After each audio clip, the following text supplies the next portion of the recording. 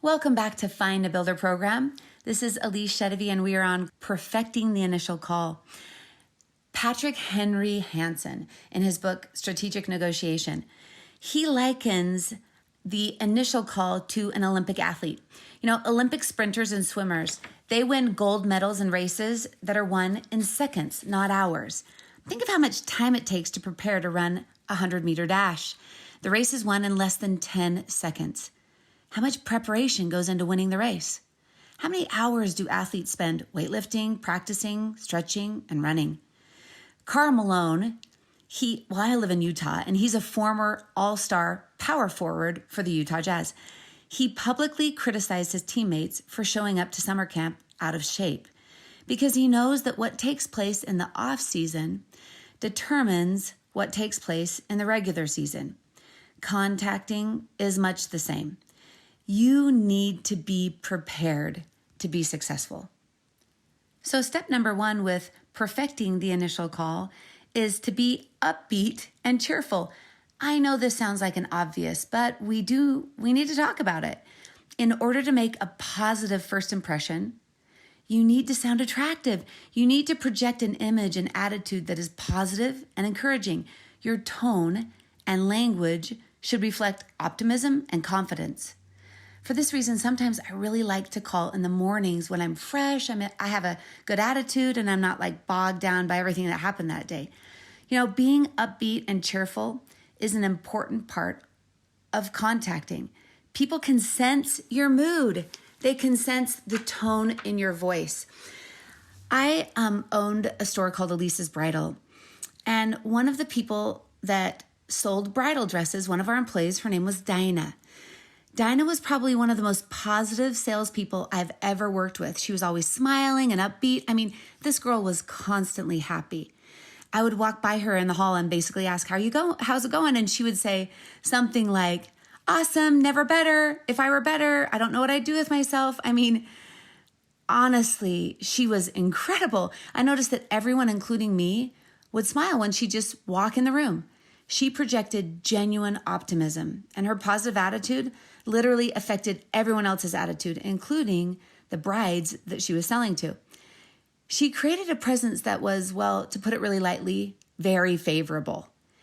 And it wasn't a coincidence that she was one of our top sellers. Well, let me give you an example of how dangerous a bad attitude can be when you're contacting. So Patrick Henry Hansen, in his book, Power Prospecting Again, he talks of a time where he spent each morning cold calling and setting up appointments to sell corporate sales training. One particular morning, he'd been at it for close to an hour or so with terrible results. And he said that it felt like every time he called somebody, they were rude and cold or indifferent, and their negative attitude started to wear on him, and it led to a big mistake. Their negative attitudes made him say something, right? Well, he called on a lead that he had already left 2 messages for the previous week. This was a lead that he'd been given from a friend, a referral from a friend. And he already knew that the company needed what he had to offer, but as fate would have it, the receptionist put him into the decision maker's voicemail. So he knew that the decision maker was kind of avoiding him, and then he said a terrible thing and left the worst voice message possible. He said, "Hi, this is Patrick Henry Hansen again. I've already left you multiple voice messages. I think it's unprofessional of you not to return my calls. I will not be calling you again.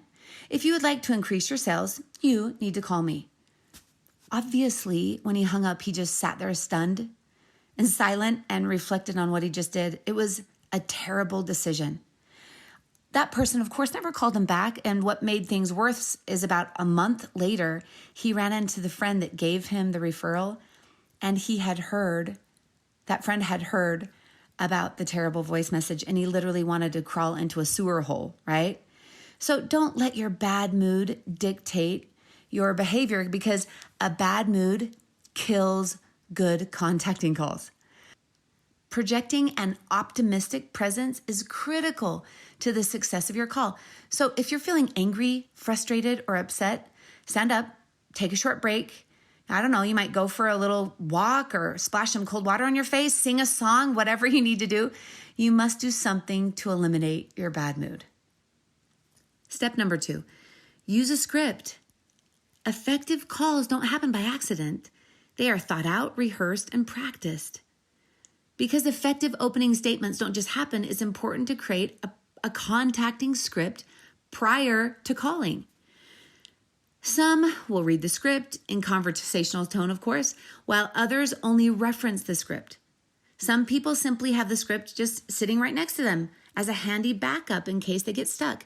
My point is that you don't rely on chance or luck to make a powerful call. Don't count on your ability to come up with effective verbiage off the top of your head. It's impossible to be on your mental A game on every call. So one of the advantages of contacting over the phone is that you can use a script. You know, I love scripts so much. One of the reasons why I love to teach from calls like this one is because I can use scripts and notes right next to me while I'm talking to you. And it gives me not only confidence, but it tells me where I'm going, and I can read it word for word in conversational tone if I want, right? It's so much easier. Many people are reluctant to use scripts for fear of sounding canned. Well, that's understandable. No one wants to sound like he or she is reading from a piece of paper. And that is why it's important to memorize and mentally internalize the scripts. By mastering the script, you will develop the ability to speak in a natural, comfortable way. So one thing that I do is I like to go to my phone and just go into voice memo. And I just record myself saying the script over and over and over again. I did the exact same thing this morning with this call. I recorded it over and over and over again, right? Until it comes across as natural and unrehearsed. You know, there's an enormous difference between being canned and planned. So scripts that are memorized, referenced, and verbally rehearsed are planned. Scripts that are obviously read are canned. By going through the mental process of rehearsing scripts, you fine-tune your message. You develop key words and phrases, and you position key sentences for kind of strategic moments in the call. Furthermore, scripts give you confidence, and they provide like a backup system if you become flustered. You can also write down on your script notes, questions to ask, and maybe responses to potential objections. So I think of people that don't use scripts as mumbling, stumbling, and fumbling. People who neglect to use a script end up not only rambling, but also using words and phrases that I think detract from the impact of the call. The point is, don't call without a script. Scripts make calls more effective, persuasive, and successful. Unscripted calls are longer, wordier, less effective, and they tend to stray from the point of the call. Step number 3, select the person that you're going to call. So go back to your unique names list, and you've rated it, right, according to the characteristics of people that are going to be successful or that we feel like have the biggest chance of being successful, from 1 to 7. And I want you to select the ones that are rated highest, the person that has the highest rating, like a 5, 6, or a 7. Now, if you don't have any 5, 6s, or 7s, then you just select the one that's highest, like a 4. So once you've selected the person that you're going to call, you need to decide and look at your chart again. So you should have it written down if it's going to be a conversation about the product or a conversation about the business. Now, how do you decide this, right? Well, if you think that they're going to be more excited about the product, then you start with the product. If you think that they would be more excited about the business, then you start with business. It's really simple. And then I want you to go to the script that applies to that person that you've selected, right? There's different scripts. People that want, or that you want to lead out with product, people that you want to lead out with business, people that you know well, people that you don't know well. There's scripts for people that you just want to get referrals from. So select the script that best applies to the name that you have selected. Take a big, deep breath and make the call. Step number 4, let's just jump right into the scripts. So just as a preface, these are scripts for people you already know, okay? This is not cold calling, but that you think would be interested in doing the business. Remember, this is Find a Builder program, and we're looking for builders, not just product users. So these are scripts for people that you think would be interested in doing the business. And we're going to break it down into several different types of people. Let's start with the product approach. So if on your list you chose the name of Sue, and Sue, you said, she would really love the product. And if you already know Sue's ailment or her family's ailment, let's imagine that Sue has a son that's really struggling with anxiety and depression, and you already know this about her. So you would pick this script to go for that call. Is this clear? All right, let's move on. Now, because you already know her, of course, when you first call, you're not going to immediately go into your script. That would be odd and it would be uncomfortable.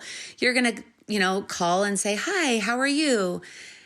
How's your day?" Depending on the time of year, you might say, "How was your Christmas holidays?" Or how was it getting the kids back to school? You're going to take a couple of minutes and ask just a few questions to just reconnect. Okay.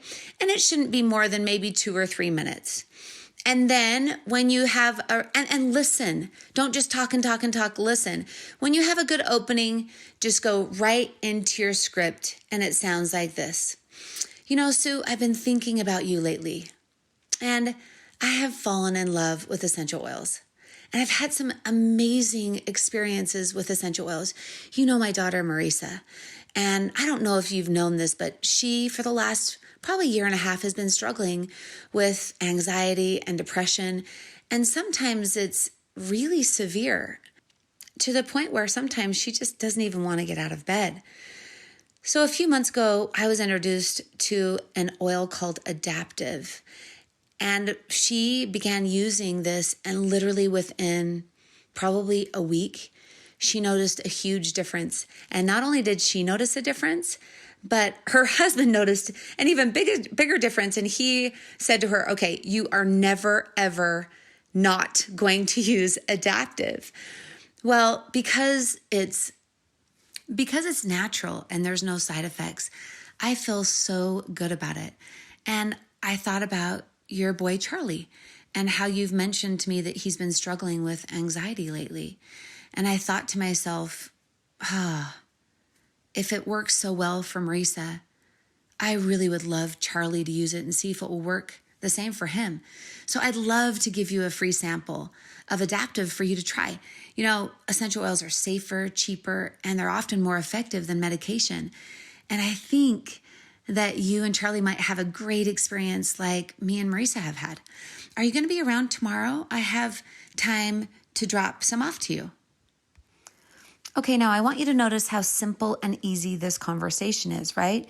You just follow the script, and then when you get to the point where you need to share your own personal experience about essential oils, then you decide and practice beforehand what that will be, what you will say, and then go back into the script and then refer to, an ailment that they're going through, whether it's back pain or whether it's, I don't know, diabetes or whatever's happening.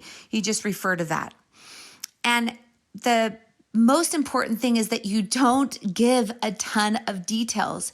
Usually what happens on these calls is most of the time you verbally vomit way too much information on these people right at the very beginning, and it's overwhelming, and it actually makes people hesitate and back away. This is simple, it's easy, it's effective, and it's short. I promise you, if you stick to very, very short, concise, powerful messages, it will be a lot more effective. So that's enough. And just help them decide when is a good time for you to drop it off. Now, in the section of objections, we're going to go over some things like, what if they say no? Or what if they say, well, I'm not going to be home? Or are you sure it works? Or he's on medication? Or all those objections we're going to be going over in that section. So don't worry now. Just study out this specific script. Now, what if you want to lead with a product approach, but you don't know their ailment? Okay. So it's super similar. I'm going to use another name by the name of Julie, and we're going to talk about back pain. Okay. So here we go. If you know this person, you want to lead with a product approach, but you don't know their ailment. Okay. Goes like this. Now, of course, because this is someone that you know, just like the previous script, you're going to spend a little bit of time, asking discovery questions and getting to know how they are and what's going on with their lives and connecting, right? Okay, a few minutes. And when you have that great opening, you simply say, I've been thinking about you lately, and I have fallen in love with essential oils. I've had some pretty amazing experiences. So, you know that my husband is Canadian, and when he was younger, he played hockey. And we don't know if it was the hockey or just his back, but by the time he was in his early 20s, he had terrible, terrible back pain. In fact, he couldn't bend over and tie his shoes. He couldn't pick up our kids. He couldn't mow the lawn, or so he says, right? And we were literally spending $700 a month at the chiropractor. And honestly, it was worth it for us because he had at least some movement Monday, Wednesday, and Friday. Well, we were introduced to an oil called Deep Blue. It's an essential oil. It's completely natural, and you can just rub it on. And within literally 30 days, he started using Deep Blue oil. And then another product called Lifelong Vitality, which is natural. It's like a supplementation product. His back started feeling better to the point that I remember one day asking him, saying, Patrick, you haven't complained about your back recently. Is it hurting? And I remember him saying, I don't even remember the last time it hurt. And not only has it changed his lifestyle, right? Where now, like, he goes skiing and he mows the lawn and he has no problems with his back. But it's changed our family's lifestyle too. And I've had so many great experiences with essential oils, from back pain to allergies to, anxiety and depression to just acne. And I know that all families deal with different kinds of ailments. We can actually go over some health challenges that you are facing in your family. I would love to give you a free sample of essential oils for you to try. They're safer, cheaper, and many times more effective than medication. I think you'll have a great experience like I have. Are you going to be around maybe tomorrow at 5:30? I can drop it off for you. Let's go to a business approach, and here's the script, okay? So obviously, once again, this is somebody that you know, so you're going to talk for a few minutes at the very beginning and kind of get to know them, ask some questions. And when the time is right, just simply say this: I've been thinking about you lately, and I wanted to let you know that I do the most amazing thing. I sell essential oils. They're safer, cheaper, and more effective than other things that we have a tendency to use for our healthcare. Essential oils have no side effects or addictions. I have fallen in love with essential oils, and I've had some pretty amazing experiences with them. They have totally changed my family's health. In fact, I know that you know a little bit about Marisa, my second to oldest, but she's been struggling lately with depression and anxiety, and it got to a point where it was pretty severe. Just a few months ago, we were introduced to a new oil actually called Adaptive, and it has been so powerful for her. Not only did she start seeing the effects just a week after she started using it, but her husband was like, you're never allowed not to be on that again, because it made such a difference for them and their family. Not just with Marisa's stress and anxiety, but essential oils have helped our family in so many ways, from Patrick's back to my restless leg syndrome to allergies and colds and flus and acne. There's so many different things that essential oils truly have changed our family's health. Sharing essential oils with others has also changed my family financially. So many people are interested in using natural alternatives. And I'm looking for someone that I can put my time, my talents, and resources into that could also share the power of essential oils with others. And I thought about you. Are you familiar with essential oils?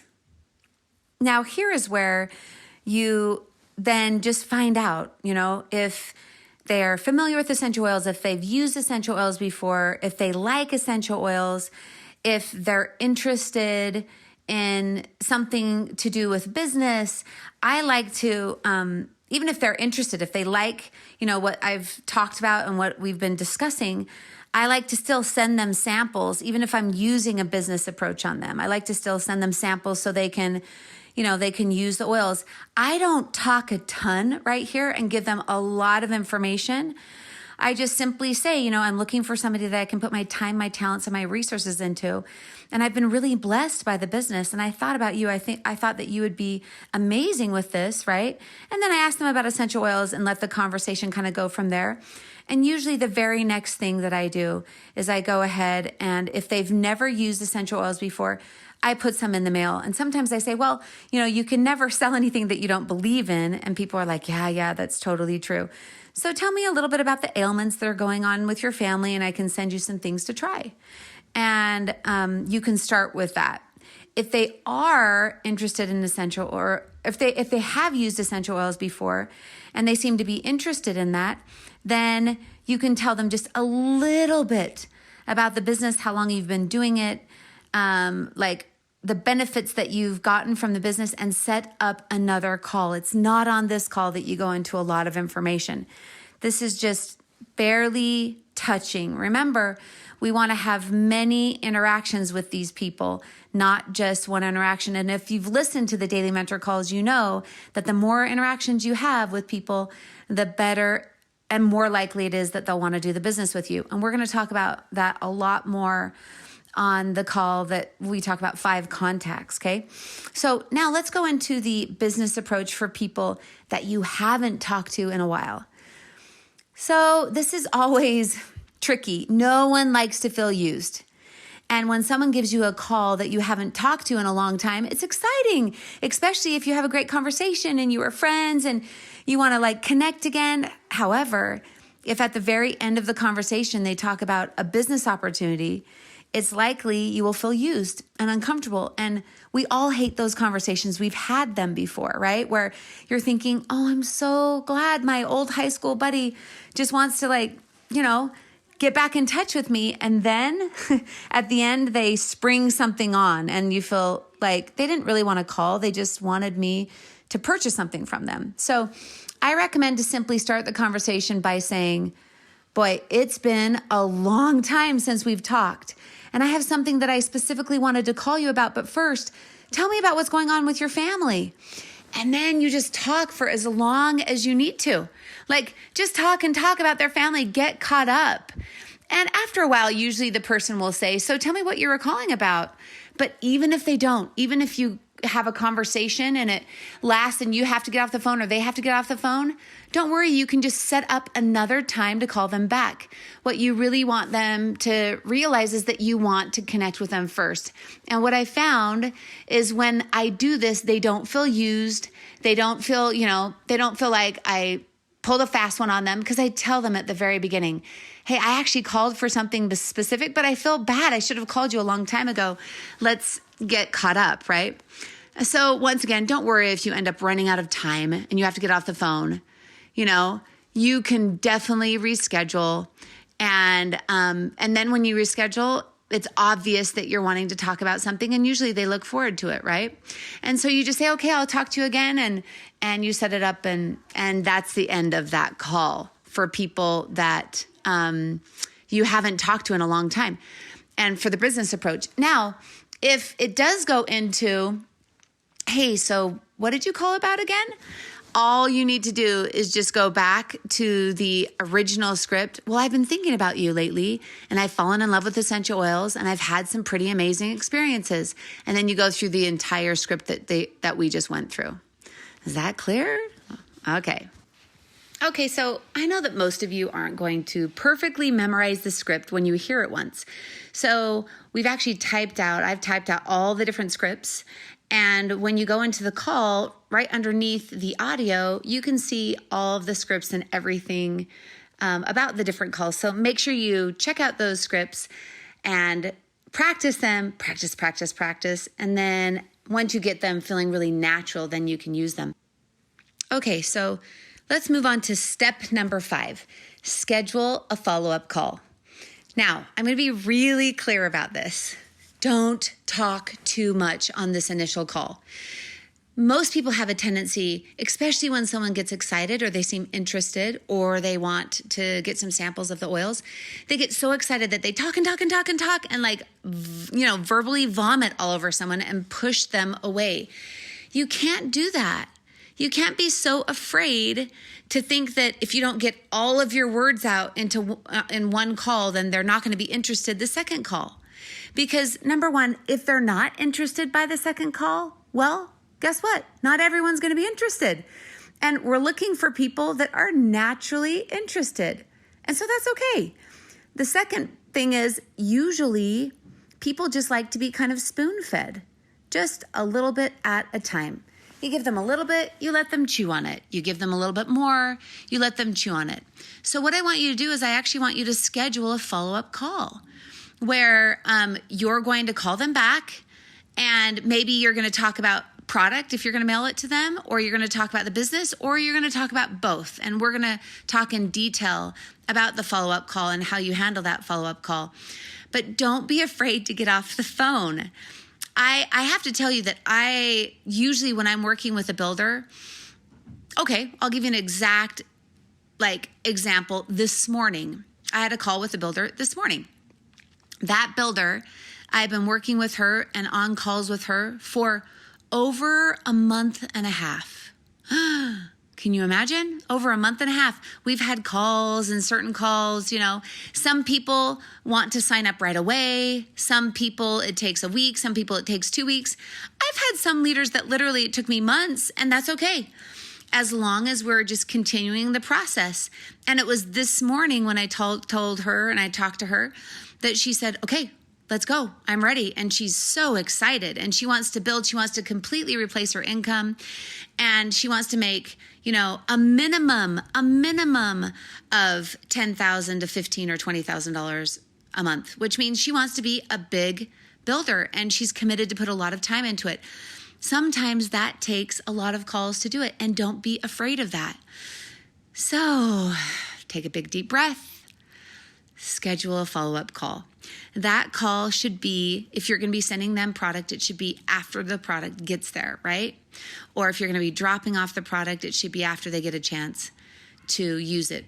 Which takes us to our next step, step number 6.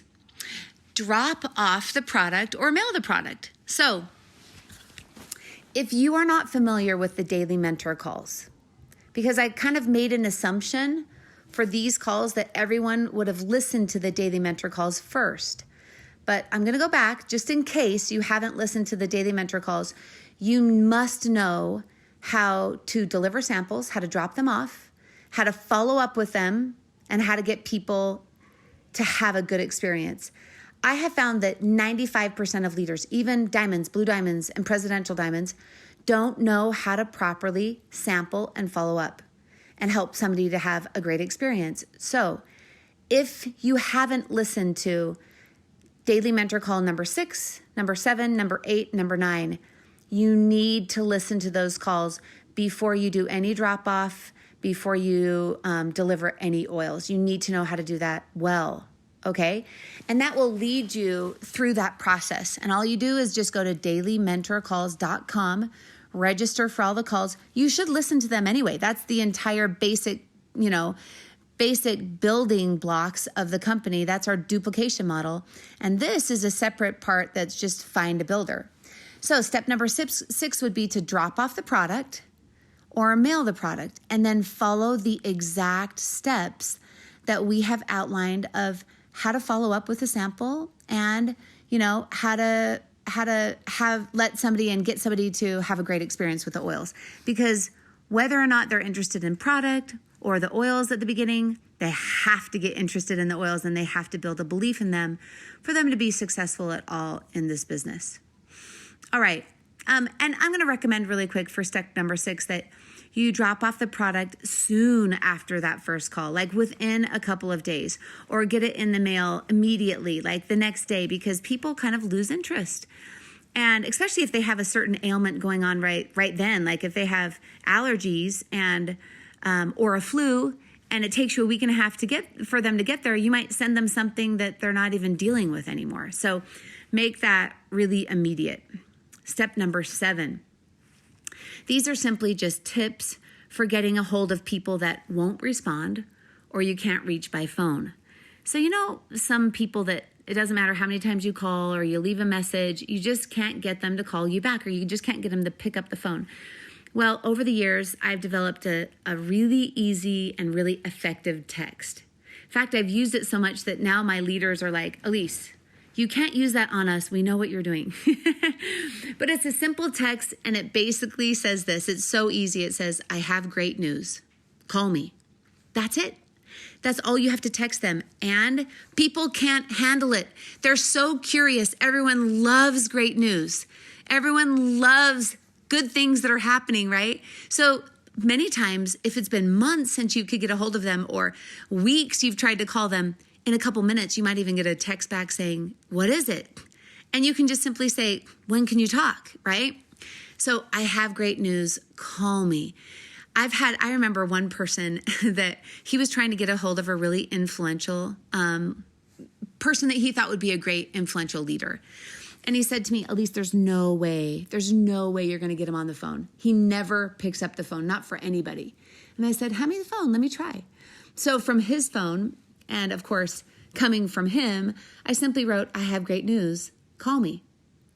Within 2 minutes, he literally texted back and said, hey, when are you available? It was awesome. And I remember that leader was like, no, are you serious? It really works. This text really works, okay? Now, your question is obviously, so what is the great news? What do I tell them?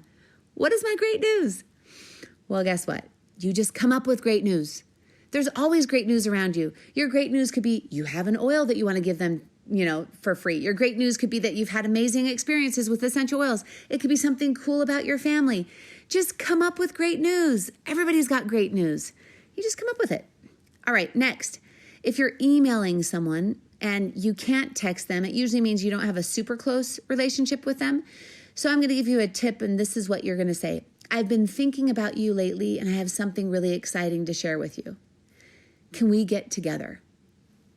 Or on social media, I've been thinking about you lately, and I have something really exciting to share with you. When can we connect? Okay? Simple, easy. So we're going to go back to the very beginning of this call, and I'm just going to give you an overview of the steps. And if you want all these steps written out, all you have to do is you just have to, once you get out of the audio call, you just have to look down underneath and it'll all be there, all written out for you, all the steps. Okay, step number 1, be upbeat and cheerful. People can sense your mood by the tone of your voice. Step number 2, don't call without a script. Scripts make calls more effective, persuasive, and successful. Step number 3, select the person you are going to call. Try and pick them, on this 5, 6, and 7 out of your rating system. And you need to know if you're going to lead with product or business, and then rehearse the script that applies to that name you've selected, okay? Take a big deep breath and make your call. Step number 4, these are the scripts that I want you to become very, very familiar with. If not, memorize them, but practice them. There's a script. These are the scripts for people you already know, okay? There's a product approach if you already know their element. Product approach if you don't know their element. How about business approach? And business approach for people that you haven't talked to in a while. Now, for scripts for people that you don't know, that you're kind of just like cold calling, you're going out there and you don't know them, we're going to use more of a referral script, and we're going to talk about that a little bit later. All right? Step number 5 is schedule a follow-up call. Step number 6, drop off the product and mail the product to them. Step number 7 is just simple tips if people won't respond to you. So you know what I'm going to say next, right? Before you go to the next call, what do you need to do? You need to get familiar with these scripts.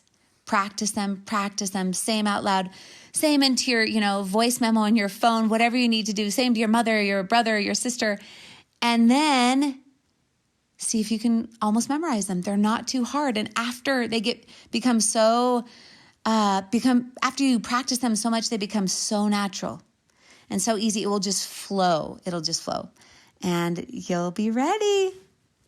I'm excited for the next call.